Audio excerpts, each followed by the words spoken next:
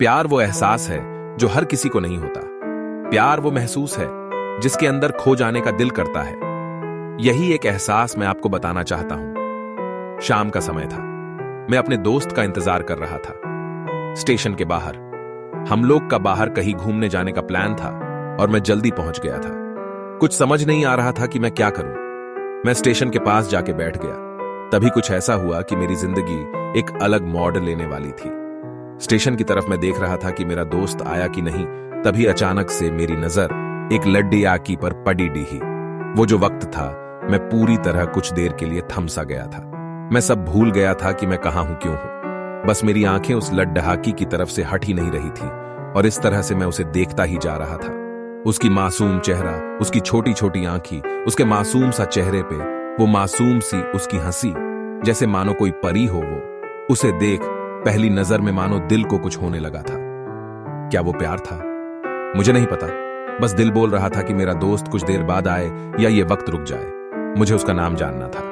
उसके बारे में बहुत कुछ पता करने को दिल कर रहा था, लेकिन कैसे करूं ये समझ ही नहीं आ रहा था। जब कुछ समझ नहीं आया तब मैंने बस भगवान से प्रार्थना किया कि मुझे ये लड़डी की मेरी जिंदगी में चाहिए। वो जा रही थी। मेरी आंखों से दूर मुझे रोकना था उसे।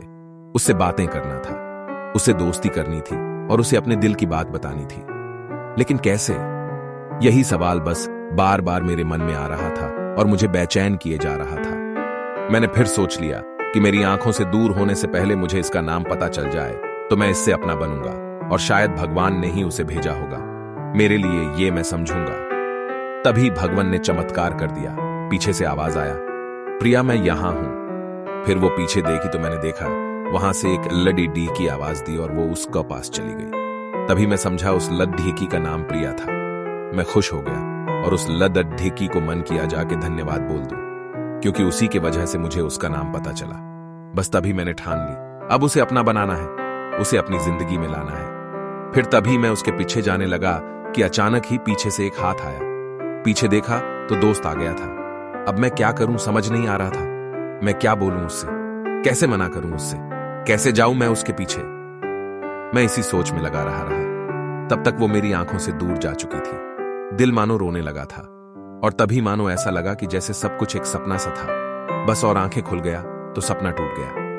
मैं वहां से चला तो गया अपने दोस्त के साथ, लेकिन पूरी रास्ते बस उसी के बारे में सोचता रहा। मानो मेरा दिल अब उसके ख्याल से निकलने को तैयार ही नहीं था। दूसरे दिन मैं कॉलेज लिए तैयार हो गया और मैं कॉलेज पहुंचा और बेंच पे जाकर बैठ गया।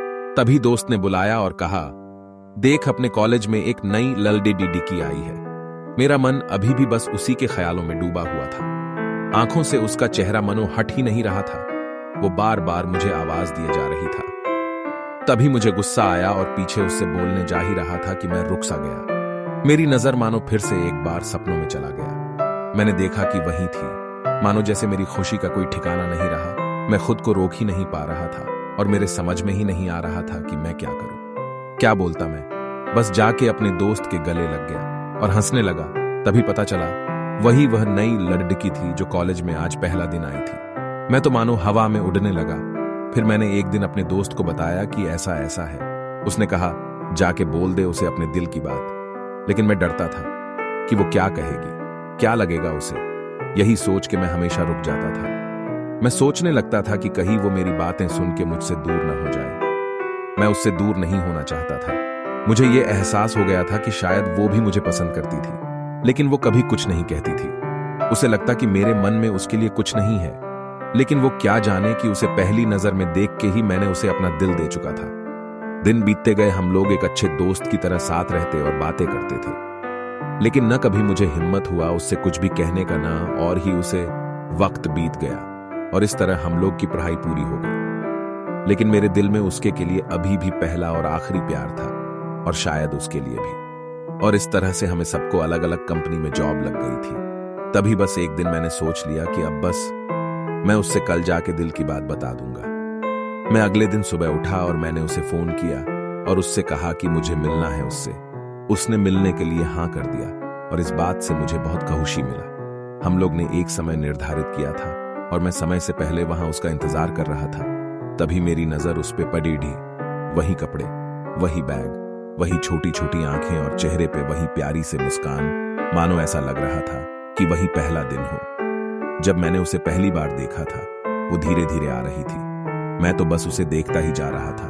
फिर वो पास आती है, फिर वो मेरे सामने बैठ जाती है। तभी बस मैंने उससे कहा कि मुझे कुछ कहना है।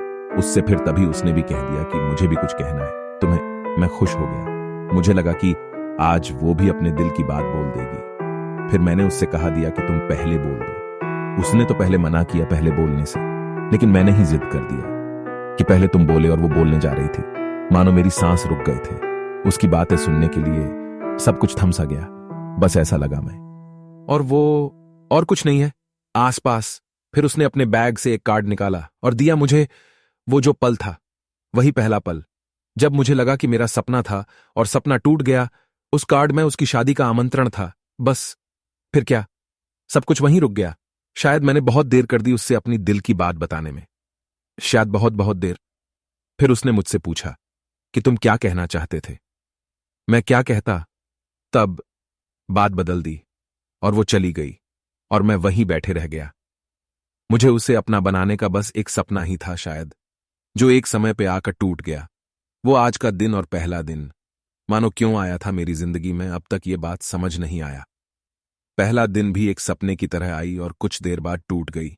और ये आज का पल, जो फिर से एक सपना बनकर पल में टूट गया। इसीलिए दोस्तों, कभी भी अपनी दिल की बात बताने में देर ना करो, वरना इतना देर हो जाता है कि अपने प्यार को बस सपने